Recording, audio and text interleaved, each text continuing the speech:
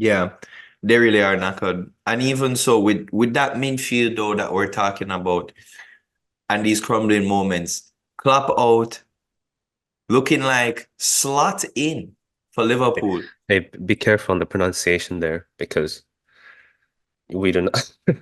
Yeah, what is the right pronunciation? Do you I know? don't I don't know. I'm not Dutch, but I was about to call this man slot machine and see if Liverpool were gonna hit big on the slot machine. Don't let me take my title away, bro. okay. I mean, so you think he's going to be a success? Well, I'm raising the question. I mean, slot machine, there's a risk, there's a big jackpot win, or there's Yeah, a yeah. terrible investment failure. So you can look at it both ways. What do you think? You think the slot machine can hit the jackpot? I I'm very wary to say, but it looks promising from. I mean, anybody who's replacing Jurgen Klopp is gonna have a big hurdle to begin with, never let alone getting his job, started. He has some good tendencies from what I've seen. I think some of the complaints from Liverpool fans, of course, I'm sure they love Klopp, but some of the complaints there, they don't necessarily dominate games in a way that City do, in a way where, City pin the opponent and they're able to sustain attack in a very recognizable pattern. Whereas Liverpool are more, they rely on energy, they're very dynamic, fast transition, but they sometimes struggle to maintain that pressure on the opponent. And they have a very, they rely heavily on crosses. There's a reason why they're called cross and inshallah. And plus, Salah do something for us. So on that front, the new guy coming in, I'm not gonna try to say his name because I don't want to butcher it. But that guy, it looks like he has more tendency to use the middle than Klopp would in an ideal world. Like you mentioned about the previous midfield structure. Liverpool's midfield when they were at their peak was just about energy, like you said, workhorses. None of them were necessarily technical in a sense where you see, like you said, McAllister or Szoboszlai are nowadays. So we'll see. But it's a tough task to replace Jurgen Klopp. And it was Yeah, surprising that it's surprising that they paid that much money for a manager. Maybe they really do believe in that guy. yeah, and I think Liverpool always have they already have the culture, they already have the tradition where that's concerned. It's just really now about ensuring that this new manager can implement his own kind of style and strategy onto Liverpool.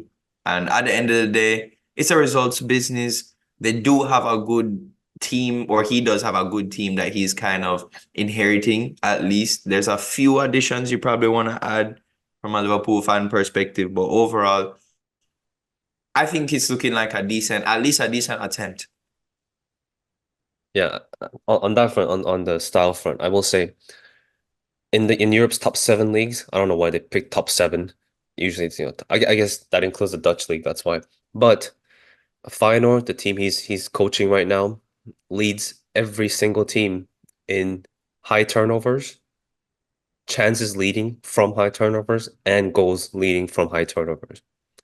I mean, that's what Jurgen Klopp wants, right? Winning the ball high up the field and fast transition. Um, that's very similar to Ten Hag, what he wants to do.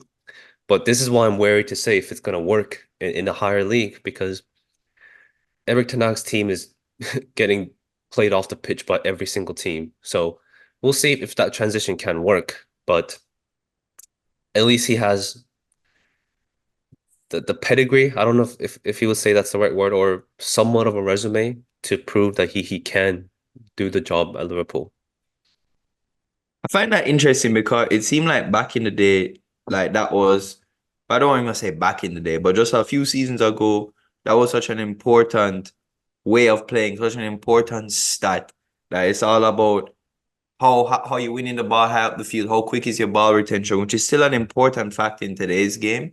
But we're noticing a lot of the teams playing out from the back and they are being successful. So like Arsenal, City, even Aston Villa, like we had a stat the other day, Emi Martinez has the most time on the ball in the Premier League, which is pretty incredible.